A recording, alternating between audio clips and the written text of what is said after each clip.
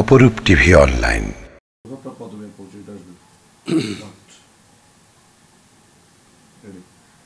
আমি lion M A মুসা বাবলু, আহ্বায়ক চট্টগ্রাম মহানগর জাসাস এবং কিছুদিন আগে বিলুপ্ত বিএনপি কমিটির মহানগর বিএনপি কমিটির 29 নম্বর ওয়ার্ড বিএনপির সাবেক ভারপ্রাপ্ত সভাপতি হিসেবে ছিলাম। 31 দফা যেটা দিয়েছেন ওটা খুবই একটা সুন্দর এবং খুব মার্জিত একটা দফা। এই দফা বাস্তবিত হইলে দেশ এবং জাতি খুবই উপকৃত হবে। দেশের স্বার্থে, জনগণের স্বার্থে, দেশের জনগণের জন্য এই 31 দফা। এই 31 দফা বাস্তবায়ন হলে দেশের অনেক অবকাঠামো, অনেক যে বিগত 17 বছর স্বৈরাচারদের যে নিপীড়ন, নির্যাতন, অসাংবিধানিক সংশোধন, তারপরে ওদের যে বিভিন্ন রকমের যে পদক্ষেপ এবং ওরা যে উন্নয়নমূলক কিছু কর্মকাণ্ড দেখিয়েছেন, সংবিধানকে বৃদ্ধাঙ্গুল দেখিয়ে জনগণকে নিপীড়িত এবং দেশকে আজ পঙ্গু করে দিয়েছিল এই 17 বছর।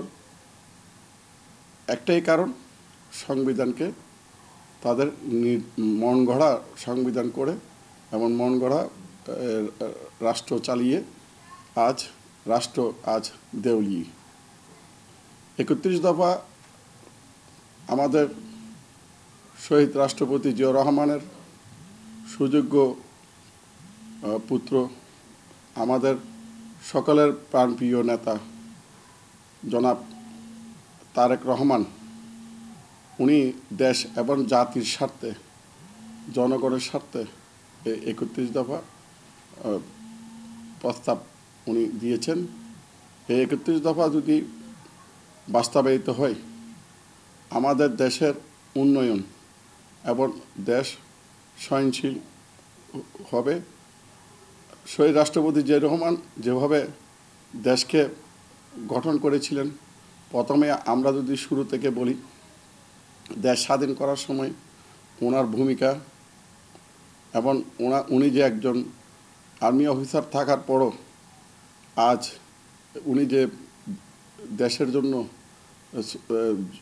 যে বহুদলীয় গণতন্ত্র প্রবর্তন করে আজ দেশের যে সহনশীল করেছেন, এটাই হচ্ছে যে 31 দফার মূল ভিত্তি। কেন আজকে আমরা 31 দফা দেখতেছি, কিন্তু শহীদ রাষ্ট্রপতি জিয়াউর রহমান যখন দেশ স্বাধীন করলো এবং দেশ স্বাধীনতার ঘোষণার মাধ্যমে দেশ স্বাধীন করলো, যেমন আপনার দেশ যখন ৭৫-এ যখন কিছু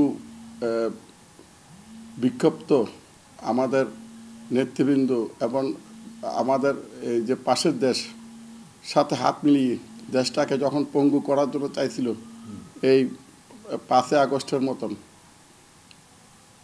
সে ওইখান থেকে রক্ষা করলো শহীদ রাষ্ট্রপতি জিয়াউর রহমান। আবার স্বাধীনতার মতন ৭৫ আরেকটা স্বাধীনতা পেয়েছে বাংলাদেশের মানুষ। ওটাও 31 দফার মধ্যে আপনার রূপরেখা হিসেবে আছে। যেমন আমাদের প্রথমে সংবিধান সংস্কার করা খুবই প্রয়োজন। এলোমেলো যেভাবে সংবিধানটা আছে, দেশের জনগণের জন্য না, এদের পার্শ্ববর্তী দেশের জন্য এই সংবিধান তৈরি করেছিল। কেন ওদের কথা বাস্তবায়ন করার জন্য, ওদেরকে বাস্তবায়ন করার জন্য এই মূল সংবিধানটা তৈরি করেছিল। পাশের দেশের সাংবাদিকদের কথা বলার জন্য আপনার তাদের কণ্ঠ ছিল, কিন্তু আমাদের দেশের সাংবাদিকদের কোনো কণ্ঠ ছিল না। এটা সংবিধানগুলো এভাবে করেছিল আমাদের সাংবাদিকরা আজ 17 বছর কথা বলতে পারে নাই। আজ তারা মুক্ত 5ই আগস্টের পরে। সংবিধান সংশোধন খুবই প্রয়োজন। এই সংস্কার 31 দফার প্রথম দফা হচ্ছে যে সংবিধান সংস্কার, এটাই প্রথম মূল।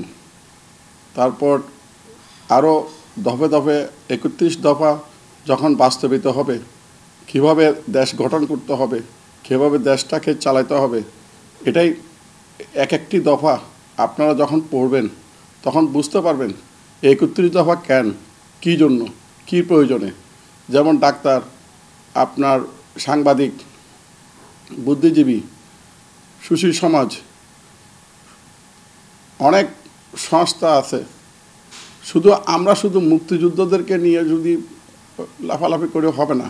দেশ জাতি নির্বিশেষে এই যে মুক্তিযোদ্ধাদের সাথে একত্রবোধ করে যে দেশ স্বাধীন করার সময় মুক্তিযোদ্ধা নামটা ছিল না। যখন দেশের মানুষ যখন ঝাঁপিয়ে পড়ছিল, যখন একটা ডাক্তার ঝাঁপিয়ে পড়ছিল তখন উনি মুক্তিযোদ্ধা হয়েছিল। যখন একটা সাংবাদিক ঝাঁপিয়ে পড়ছিল দেশকে স্বাধীন করার জন্য তখন উনি মুক্তিযোদ্ধা হিসেবে আসছিল।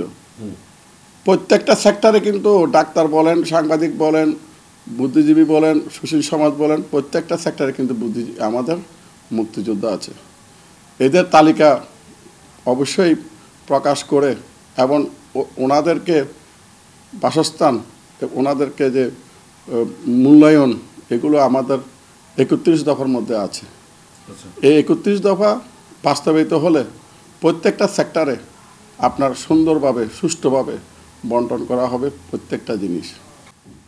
আমাদের চেয়ারম্যান মহোদয় ওনার বিচক্ষণতার জন্য আজ দেশের জনগণ বিএনপির সাথে আছেন এবং থাকবেন, এটাই আমাদের বিশ্বাস। গত 17 বছর এই যে নির্যাতন, নিপীড়িত, আমরা শুধু আমরা বিএনপি না, এখানে সাধারণ জনগণও নির্যাতিত এবং নিপীড়িত হয়েছিল এবং অত্যাচারিত হয়েছিল। দেশের মানুষ আজ যখন 5ই আগস্ট হলো তখন যারা মুসলিম তারা তার ধর্ম পালন করে শুকরিয়া আদায় করেছিলেন।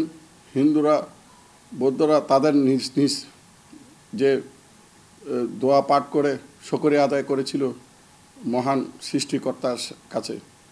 আজ সামনে আমাদের একটি ইচ্ছা, সুন্দর এবং সুষ্ঠু একটা নির্বাচন হোক, যে নির্বাচনের মাধ্যমে জনগণ তার প্রতিনিধি সুন্দরভাবে একটা প্রতিনিধি পাবে এবং ভোট দিয়ে জয়যুক্ত করে তার প্রতিনিধি সৃষ্টি করবে।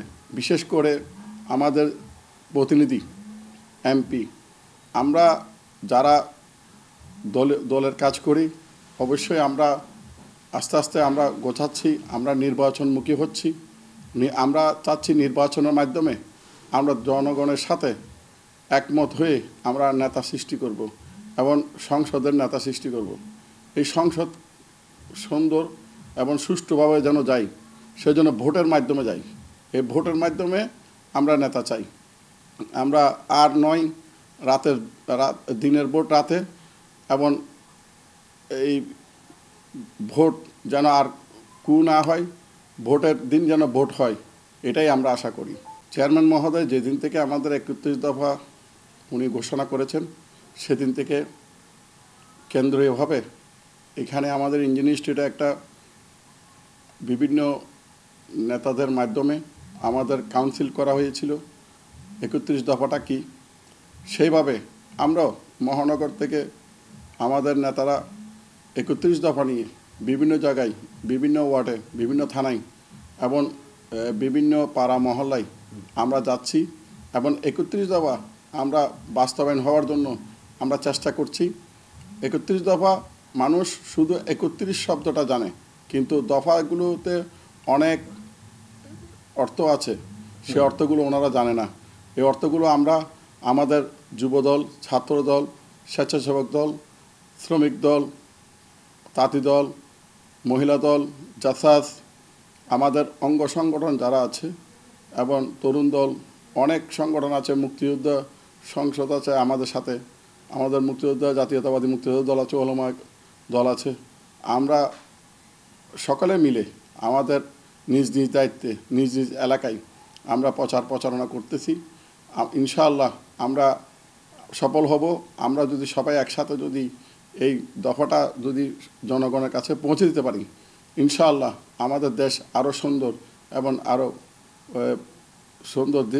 সুন্দরভাবে চলার যে একটা পথ থাকবে, সে পথটা ভালো হবে। ধন্যবাদ। অপরূপ টিভি অনলাইন।